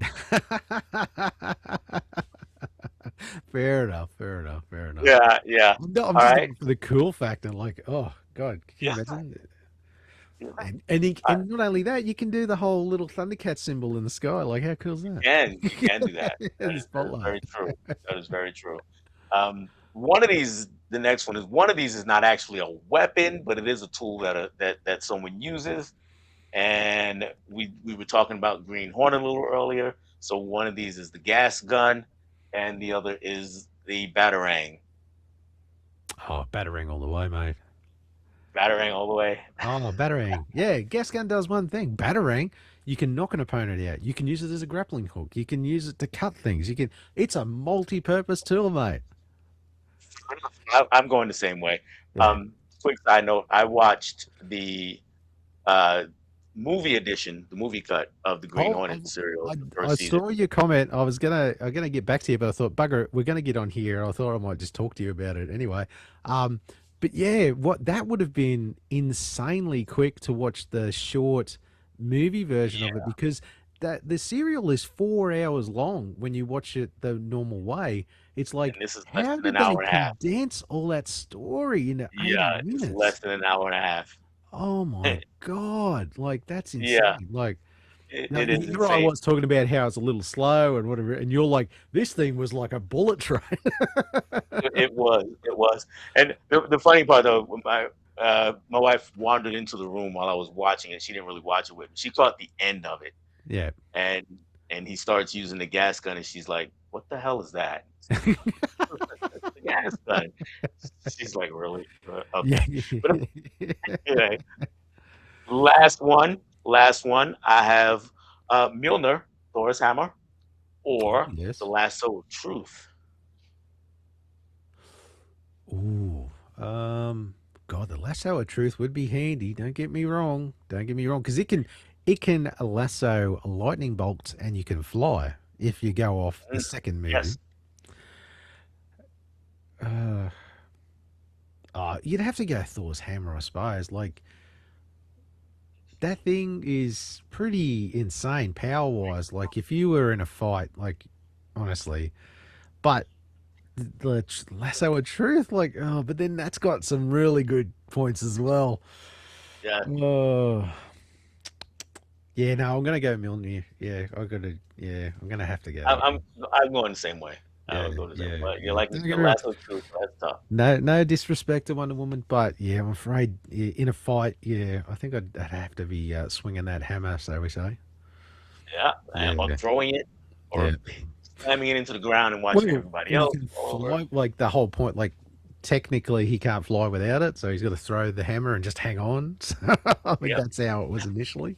But yeah, no, yeah, I'd probably go that way. Yeah. Um, right. So I was having a quick think before the show, and I thought I'd do franchises. Ooh, So okay. yeah, big franchises, and I done one that's more up your alley than mine for the end. But so the first one, Marvel or DC, it doesn't get any bigger than this. Well, if we're talking movies, it's Marvel. Okay. Uh, Yeah, I never all thought. the Oh, way. yeah. I suppose. Okay. Well, okay. For movies, and then we'll go comics. Okay. So for movies, Right. Marvel or DC? Probably I lean Marvel for both, but that said, my favorite character is a DC character is Batman. Yeah. And as if we bring it back to movies, I think Batman has more of the top movies as a character individually. Yes. True. But as True. a whole, The I'm whole I'm leaning towards franchise. Marvel. Yeah. And a lot of it when we talk about the comics is that the Marvel characters are more relatable. Yeah. The DC characters tend to be overpowered Yeah. sometimes, like Superman and Green Lantern, and they're overpowered sometimes, so it makes it hard to really relate. It's kind of like Marvel has accidental heroes that are just normal people who become heroes, where Right, DC has gods among us type sort of situation. right, right. Because I can even with Batman, it's even though he's my favorite, it's harder for me to necessarily put myself in his shoes because he's a billionaire playboy. He's got money to do whatever he wants. Where Yeah. I can more easily relate to Spider-Man because I am actually from Queens, where Spider-Man is from, and I Oh know wow. what that life is like. Yeah. And he's just a kid from Queens, so I can more easily relate to him. And Yeah. on a whole, Marvel has more characters like that, like you said. It's just Yeah. people who accidentally become heroes where yeah, it's a whole different ball game for DC. Yeah. That's true. Um, I think for myself, yeah, Marvel has it movie wise. But when it comes to comics, I think I've kind of changed. When I first got into comics, because like for me, Punisher was the character that got me into comics, and I was just like a bit of a Marvel zombie there for a while, where it was just like Marvel everything. Even though Batman is probably one of my favorite characters as well. Like he's probably one of my favorite characters. I think the older I've got, the more I've leaned more to DC comics wise, as far as what they're putting out and stuff, more so than Marvel. But yeah, as far as movies goes, you can't knock what Marvel's done, what they've put out, and what they've produced. So yeah, I'm kind of a bit on the fence. When I come up with it, I'm like, oh frig, I'm kind of on one side. Yeah, yeah, it's It, tough. It's tough. it's a tough. It's just, I love them all. Don't get me wrong, but yeah, if I had to pick Right. one, it'd be kind of a bit 50-50. This one I think I know, but Star Wars or Star Trek? Star Wars. Star Wars. Don't get me wrong. I like Star Trek, Yeah, and I have all those movies too.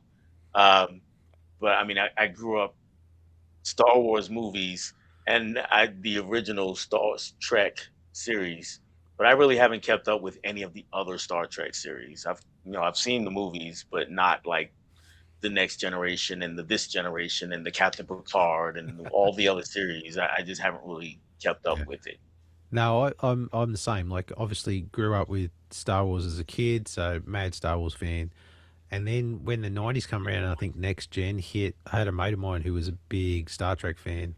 He got into that, got me into it, and I actually was a big Trekkie for a while. Watched Next Gen, Voyager, Deep Space Nine religiously, big Trekkie.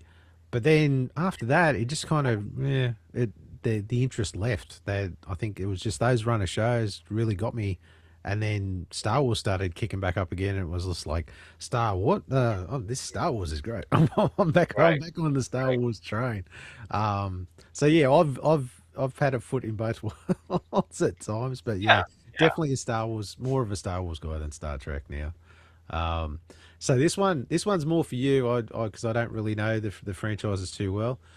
So, Okay. Nightmare on Elm Street or Friday the 13th? Friday the 13th. Oh wow, Just really? Yeah. it's pretty easy. I like both. I like the Freddy series. I like Nightmare on Elm Street. Don't get me wrong. Yeah. Uh, but it's weird to say it, but but Jason is the horror icon that I spent the most time with. I mean, I've seen all of those movies at least half a dozen times, and Oh, some of okay. them I've seen a full dozen times. The Oh, Nightmare movies I've seen a few times each, but not like that. And yeah, that's so I can throw in a Jason movie anytime. That's a comfort movie for me, as weird as that might sound. it's just But about to say. yeah, Nightmare on Elm Street, it's a bit more of a chore to get through the franchise. Don't get me wrong, the first movie I think is better than anything in the Friday. Yeah, again, on the whole, I'm Team Jason. Oh, okay. I've only really watched, I think, most of the first one and a couple of bits of the other nightmares. I can't say I've actually watched any Friday the 13th. Because horror's not my genre, but yeah. So for me, I'd probably go Freddy. I think as a character, the character of Freddy, I find interesting. But yeah, I'd have to watch the other ones to sort of. But yeah, it's definitely not something I'm into. But I knew you being a big horror fan, I was curious to get your take on which side you'd Oh see. yeah, yeah. It's I would say of the other Nightmare movies, because the first one is a classic. I would say the third one is also a classic, and that's got a lot more comedy in it. So it's got some gory stuff. Don't get me wrong, Yeah. but it might be a little more palatable for somebody who's not really into horror. Oh, okay. Yeah. Yeah, I might give it a watch then. Rightio. So our top three. Now this is your top three. You said I'll just put it up here. Top three war movies because it's Memorial Day now, or Memorial Day was yesterday here in the U.S., and if you're not familiar with Memorial Day, that's just a holiday where we uh, I don't want to say celebrate, but we remember people who have lost their lives fighting for the country. yeah, we have Anzac Day here in Australia, which we just had a month ago. Okay. Yeah, which is ANZAC stands for Australian New Zealand Army Corps, and same thing. It's a day of respect for armed servicemen and stuff like that. So it's pretty much the same thing as your Memorial Day. But Okay. yeah, now I had a bit of trouble with this one. I don't watch a lot of war movies, so this was a real struggle, and I've had to really get creative on what I've picked. So don't judge, but they are all war related, not necessarily like big war scale, but Yeah. war related. So, what have you got? What have you got? Oh, let's go with probably the most fitting for Memorial Day. Actually, would be Saving Private Ryan. I had a feeling you were going to throw that one. Yeah, the opening 30 minutes of this, where they're invading well, D-Day, when they're trying to take over Normandy, Yeah. is it's just amazing, and it changed the course, it changed the way uh, large battles were filmed. Pretty much Yeah. after that, you had to really step it up, Yeah. and throughout the movie, it's a movie that tells the story through action rather than dialogue most of the time. Yeah. So that is one. The other one is the next one, not the other one, but the next one is Full Metal Jacket. I completely forgot about that movie. That's Yeah, such a classic. Yeah. classic. Whereas Saving Private Ryan was World War II. This one is Vietnam era, and Vincent D'Onofrio.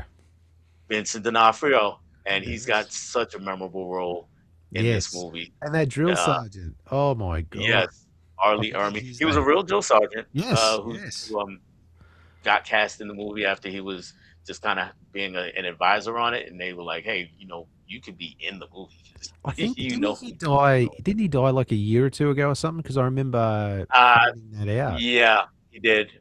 Yeah. I want to say it was 2 years ago, Yeah. but he did recently pass away. Yeah. Interesting thing about this one is some people don't understand that this is actually an anti-war movie, but Yes. it is. And this was actually also kind of an anti-war movie. This is a remake of the movie from the 20s. Came out on Netflix year before last, I believe, and that was All Quiet on the Western Front. Ah, yes. Yes. Yes. And this is basically looking at, again, it's another World War II movie, but we're looking at it from the standpoint of German soldiers. Um, Is that a book? It looks like a book. that is, yes, that is a digibook. They put it in DVD size for some reason, but it is a 4K. Oh And yeah, wow. once you Oh, that looks awesome. yeah, you open it up and you get the disc here, and then you get a whole bunch of pictures and articles back Wow. here. So it's basically a Oh, that's awesome. so yeah, you get things like that all through it. Oh, that's a nice one. That one. Unfortunately, mine aren't as good as yours. You've got some absolute crackers there. I completely forgot about Full Metal Jacket. I really did, or I might have actually put that in. So for me, like I said, I've had to stretch to get some warts hype. So I've gone Inglorious Bastards. Yes, definitely war related. It's war related, and I'm a big Tarantino fan, so that was my first thought straight away. Was that one? I could not put that one in. This one might be a stretch, but it was still related to a war, not a huge war, but to a war, and that is Rambo 3. Yeah. The Afghanistan and Yep, Russian war. So technically, it's a war movie. Not in the general sense of what you've put up, but you get the gist of where I'm going. Yeah, where he fights with the Taliban. That's right. He, Yes, well, yes. alongside the Taliban, not Fights alongside the fighting them. Taliban to bring along 9/11. Yes, great one. Right. First Blood's my favorite from that series, though. Oh yeah, it's everyone's because it is the best. Like, don't get me wrong, I love this because it's like it's 80s action ooze, shall we say? Like Rocky 4 is as well. Like, I love these two for that very 80s aesthetic. But the first ones of both are the best. You know what I mean? Like, they're both great movies that started the franchise. But for me, for that, like a comfort movie, shall we say, that just that 80s oozy action, yeah, you can't go past those. And this one is a bit of a stretch, but I was trying to find something else. And this is actually a make-believe war, and that is Red Dawn. That was all. Oh yeah, was fighting the Russian invasion. So that was as close as I could get in my collection to find something, because and that's something I've probably, when I picked it out, I'm like, shit, I might have to actually watch that again. I haven't seen that for a while. That was a good one. Yeah, I've watched that so many times as a teenager. Yeah, well, I remember watching it a few times because it used to come up on TV all the time, and I've seen it a few times, but not in recent years, shall we say? No, not recently. It's probably been 9-10 years since I saw it last. God, yeah, it's been a while. But there we go, and almost on time too. Look at that. Right. Scrape in the 2 hours yet again. So what have you got coming up on your channel this month, mate? Anything exciting or interesting? I think so. So I'm doing a giveaway, and I'm gonna announce the winner for that later this week. I'm actually gonna film that right after we get off here, and then do a quick edit job and try to get it out before the end of the week. I got another episode of Movie Swap coming up either next week or the week after. Not 100% sure. A YouTuber by the name of Bearded Film Guy is going to be my guest, and got something with KB who's in the chat. We're cooking up something. It's supposed to be the first Saturday in June. We'll see. I'll put out more details there. You got to love trying to get those schedules lined up, don't you? Oh yeah. That's like we go through the same thing, just making sure we can both fit it into our schedule. Yep. That's the half the fun. Oh yeah. How about you? What do you got coming up? For me, I just finished filming my review of Super Friends season 5. I'm at season 5 now. I only got 4 more after this before we.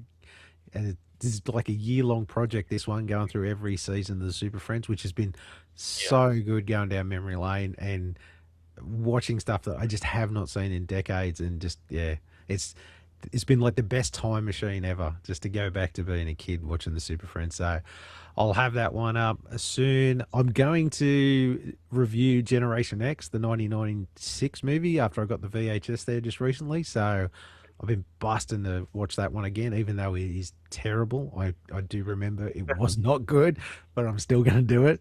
And then I'm going to throw in a Hanna-Barbera classic. I'm going to do Moby Dick and the Mighty Mightor series. I'm going to review that one. Yeah, doing a bit of a classic Hanna-Barbera. That was the prehistoric hero, remember? He had the horns and the club. He's kind of like he's like the buffed version of Captain Caveman. Gotcha. So it's a real mix there. So I've got those all coming up. So so don't forget, go like, subscribe, do all that stuff. Don't forget to go to Dell's channel at Dell on Movies and catch all of his great stuff. Don't forget to sub to this one if you're new. And we will do this all again in another month. Yep. Pretty much. Right, mate. We'll talk to you then. All right. Bye, guys. Right out. See yous.